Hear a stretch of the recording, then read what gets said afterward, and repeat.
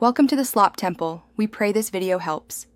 In this video, I will explain how to make delicious gravy red sauce pasta at home.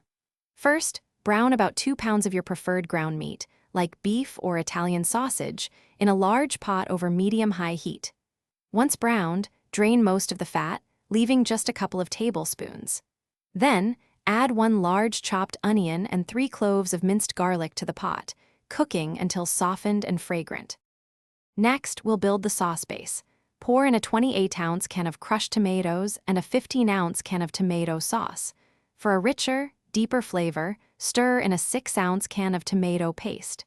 Season this mixture with 1 teaspoon of dried oregano and about 0.5 teaspoon of red pepper flakes if you enjoy a little heat.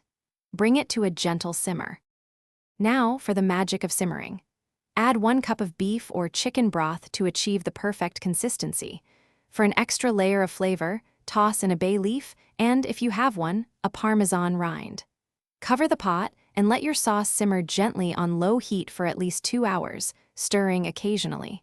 This slow cook allows all the flavors to meld beautifully. Finally, it's time to bring it all together.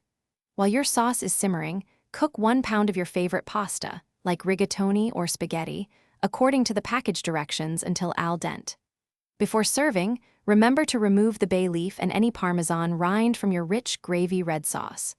Toss the hot, cooked pasta directly with the sauce and serve immediately with fresh basil and grated cheese. Thanks for watching. Consider subscribing if we helped you.